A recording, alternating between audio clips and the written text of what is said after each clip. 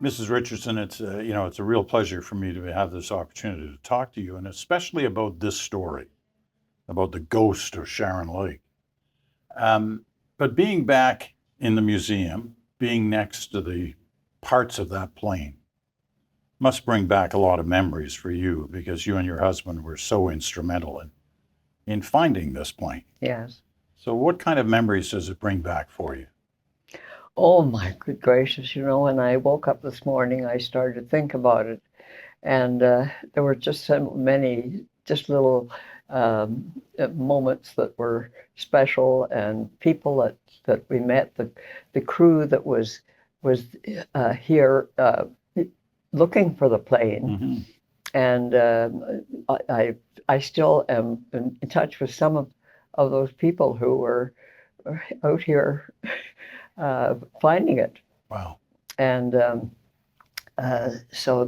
and I was so fortunate because rather being in the family, I was very much aware of all that was happening, and every so often gave my opinion about what they should do. Because it took a long time, right? It took many years. As a matter of fact, the one thing that I think I did do was say, you cannot refurbish it. It has to be still at the bottom of the lake. And somehow you have to find out how, because there's no point in spending all this money bringing it back to its normal, its former self, and that people won't get the idea of what how this all came to be.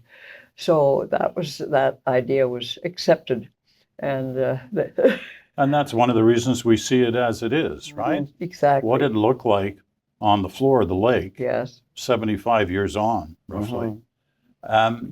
Why were you and your husband so passionate about finding this plane?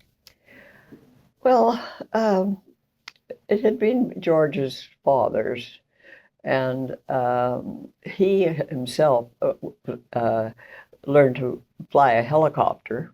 So it was he grew up being aware of what was being done up north, and he always had a passion for the north. Well, the story goes that there was an elderly man who lived along the lake, and he's walking with his grandson, and he stopped and he said, right over there, and the little boy was not very old, right over there is a plane in the bottom of the lake. When the boy grew up, he had a pretty good idea and learned that we were looking for it, where it was. And that always, I just thought, isn't that amazing that. Well, that's such a lesson about Canadian history, especially Northern history, Indigenous history, yes, that it's passed down through the generations of elders. Exactly. That's how they helped find the Franklin ships, the Erebus and the Terror, yes, by listening, yes, to the stories that have been passed down over generations. Let me ask you about being there, because you went to Charron Lake. Yes, we went a couple. Oh, you went a couple of times. And what was that experience like? Well, I had been brought up to enjoy whatever situation you find yourself in. There's something to be learned, there's something to have pleasure with, and this was so dear to George's heart, and it was so involved with his family, that of course it was, we had to come up.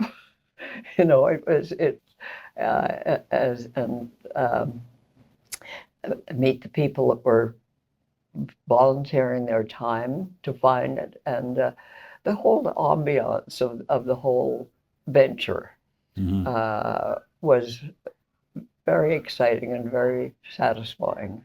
When you visit the museum, the Aviation Museum here in Winnipeg, you have to kind of pinch yourself to realize that era wasn't that long ago, the planes that are here, including the ghost of Charron Lake. Yeah. We're so used to seeing the big jets now and carrying 200, 300 people and zipping them around the world that we tend to forget that it was only a century ago that there were planes like the Fokker Universal that was opening up Canada, not just northern Manitoba, but opening up the country. Exactly. And part of the fortunate thing Canadians have is that your family was at the forefront of doing that. How important is it that Manitobans and Winnipeggers recognize what they have in this building? It's top drawer. it's so much a part of George's life and his family's life. And of course, when I became a member of it just happened that I was just so excited to every chance we got to be part of it. Let me be as bold as to ask you what George would have thought of this exhibit of the ghost of Charron Lake, seeing as he never saw it like this. No. I think he would be very, very pleased that it was where it is, and for time immemorial. I think this whole aviation museum is part of what is Winnipeg. I happen to be a very, very staunch Winnipegger. I've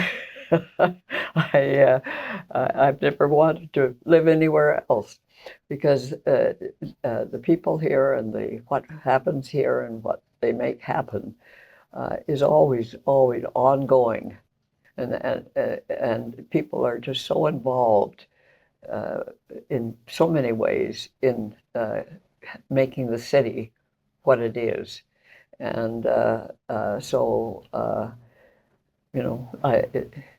have the advantage.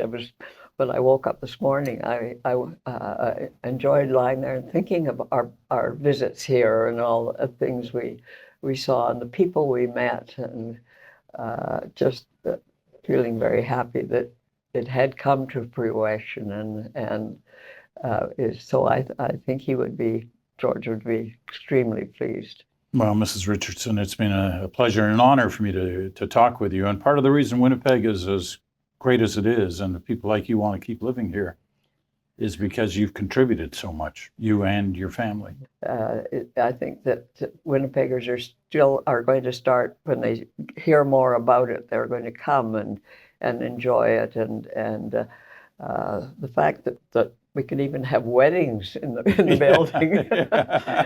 It's become so diversified that it's wonderful. The people that have been involved in it have just done a wonderful job. Certainly. And thank you. Thank you again.